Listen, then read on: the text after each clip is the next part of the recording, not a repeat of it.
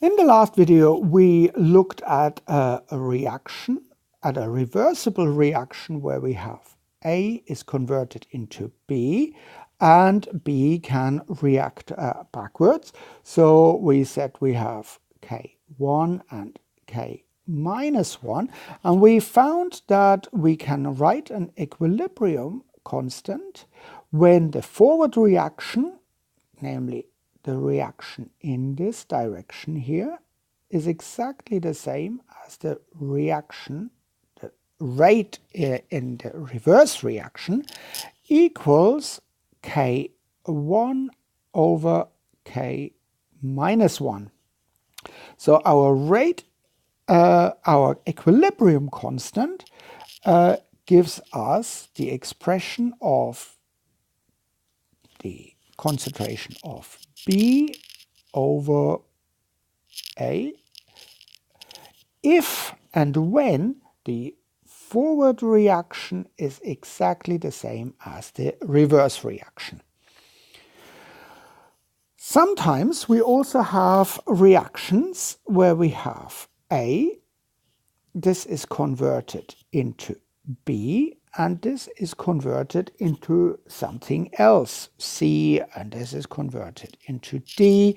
And you see, we could have easily organized almost a biochemical pathway. Now let's call this rate constant K1, let's call this K2, we might have K3, and so on and so forth.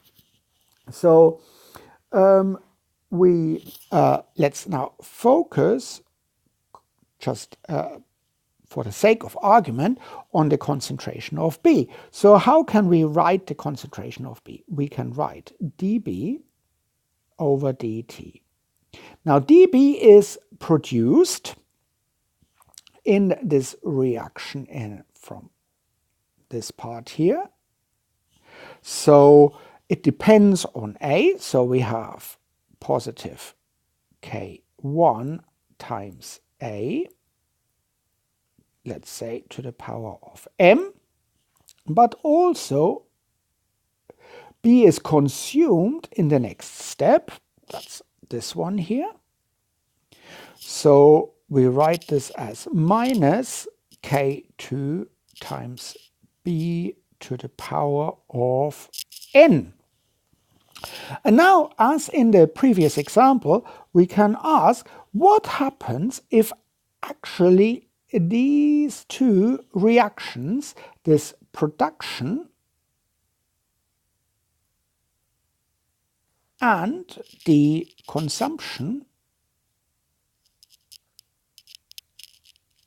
if they are exactly the same, what would happen to dB over dt? In this case, if production is exactly like the same as the consumption rate, we would see that dB over dt equals 0. So 0 equals K1 times A to the power of M minus K2 times B to the power of N. Now, if we have this case that the production is the same as the consumption, it is some kind of equilibrium again. But this time it is not a reversible reaction. None of the reactions here are reversible, although we could write them as reversible reactions. But in this case, we have a slightly different form of equilibrium, but technically it is an equilibrium. And this equilibrium has a special name. It is called a steady state equilibrium. Steady state because the concentration of B does not change per time unit. So this is called a steady state. Now let's make, just for fun, let's make a little bit of assumptions. Let's just simply say our rate order for the first step, m equals 0. This means that B is constantly produced at a constant rate. And that makes life a lot easier when we look at the whole thing.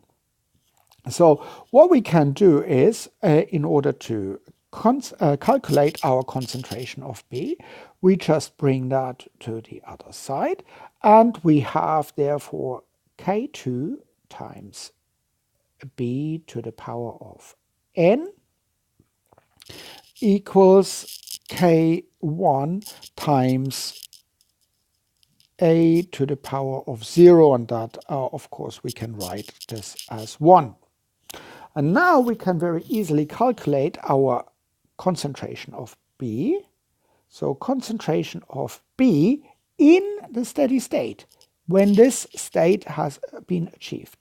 B to the power of N, therefore, is K1 over K2.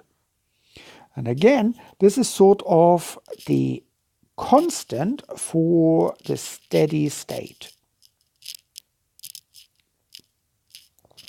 And we find that very often in biochemical pathways, that in a pathway like this, we want to keep certain metabolites like B, like C, like D. We like to keep them constant so that there are not a huge amount of fluctuations. And that's quite important for the organism, because fluctuations are not good, and we need to regulate that not all of a sudden, for example, the glucose concentration after a meal goes into hundreds of millimolar. That would be absolutely disastrous. So we want to keep these concentrations of certain metabolites at a certain constant level, and that is what happens in a steady state.